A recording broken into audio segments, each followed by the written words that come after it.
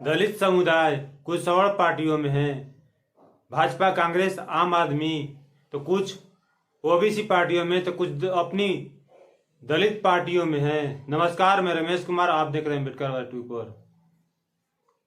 दलित समुदाय एक वैसी समुदाय है जिन्हें अपने हक अधिकार के लिए लड़ाई तो लड़ते हैं, अपने बहन बेटियों की न्याय के लिए लड़ाई तो लड़ते हैं, लेकिन राजनीतिक रूप से एकजुट नहीं हो पाते हैं।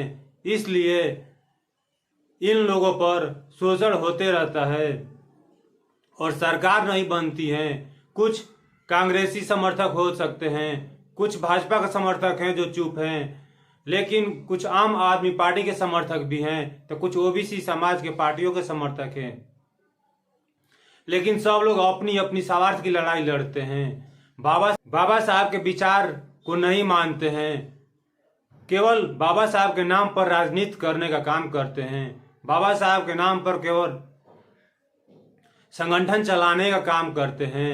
बाबा साहब के नाम पर केवल सामाजिक आंदोलन चलाने का काम करते हैं। अगर ऐसा नहीं होता तो सारे पार्टियों के लोग एक मंच पर आते और एक साथ मिलकर अपने सरकार बनाते। इसलिए कि दलित समुदाय के लोग अपने स्वार्थ के लिए पड़े रहते हैं। अगर ऐसा नहीं होता तो उन पार्टियों को छोड़ने में दिक्कत क्या होती, जिन पार्टियों में उन्हें हक अधिकार न्याय नहीं मिलता है। सदियों से उन पार्टियों के लोग हमारे पर शोषण करते रहे हैं, फिर आज संविधान के रहते हुए संविधान को नाम लेकर वो कैसे हमारे साथ खड़े हो सकते हैं। ये देखने को मिलता है कि कांग्रेस के सरकार में भी दलित सुरक्षित नहीं रहते हैं, लेकिन कांग्रेस में रहने वाले दलित समुदाय के लोग आज भी उनके पीछे लगे हुए हैं, उन पार्टियों को समर्थन करते हैं जहां पे दलित समुदाय सुरक्षित नहीं है, उन्हें हक अधिकार नहीं मिलता है, उन्हें न्याय नहीं मिलता है। लेकिन दलित समुदाय के लोग अपनी स्वार्थ के कारण ये बात को इसलिए देखने को मिलता है, अनेक राज्यों में भी देखने को मिलता है कि कुछ दलित समर्थक हैं जो कांग्रेसी हैं, जो कुछ भाजपाई है, तो कुछ आम आदमी, तो कुछ अन्य पार्टियों के समर्थक हैं। वही लोग अधिकांशतः बहन कुमारी मायावती जी को भी ट्रोल करते रहते हैं, उन्हें बदनाम करते रहते हैं, मगर ये भूल जाते हैं कि हम किस पार्टी के साथ खड़े हैं, किस पार्टी के मजबूत करने के लिए हम खड़े हैं।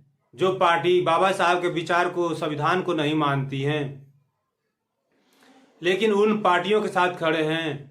इसमें लिखने पढ़ने लिखने वाले युवा भी हैं, प्रोफेसर भी हैं, कर्मचारी भी हैं, कुछ नेता भी हैं जो इन पार्टियों के समर्थक हैं। वही लोग बहन कुमारी मायावती जी को के समर्थक को भी तोड़ने और बांटने का भी काम करते हैं। मेरा कहना यह है कि भाई, आपको जिस पार्टी में ठीक लगे वो उस पार्टी में रहें, लेकिन समाज को इस तरह से बांटने और तोड़ने का काम न करें। हमको पता है कि आप पढ़े लिखे बुद्धिजीवी हैं, सामाजिक कार्य करते भी हैं, समाज के लिए हक अधिकार भी लड़ते हैं, लेकिन इस तरह से अपने स्वार्थ के लिए, अपने लालच के लिए समाज के को बदनाम न करें, पार्टियों को न तोड़ें। इसलिए कि बहुजन समाज पार्टी कि लगता है कि वैसे जो कार्य किए हैं उत्तर प्रदेश में, शिक्षा, रोजगार, व्यवसाय और बाबा साहब मान्यकांत श्याम, ज्योतिबा फूले, सावित्रीबाई फूले, पेरियार, ललित सिंह यादव जैसे महान महापुरुषों के नाम पर जो विचार स्कूल कॉलेज खोले हैं, उनके विचार बढ़ाए हैं, लगता है कि वो विचार इन लोगों को पचता नहीं है, वो विचार उन लोगों को सहन नहीं होता है। इसलिए बहुजन समाज पार्टी को, बहन कुमारी मायावती जी को समाज को तोड़ने और बांटने का काम करते हैं, बहन कुमारी मायावती जी को बदनाम करने का काम करते हैं, कि गुलाम बनाने की साजिश कर रही हैं। ऐसे देखने को मिलता है कि जो 70 साल में किसी अन्य पार्टियों ने नहीं किया, दलित समुदाय, ओबीसी समाज के नेताओं ने नहीं किया, वो 15 साल पहले वो कर दिखाए हैं। 20 साल पहले वो कर दिखाए हैं।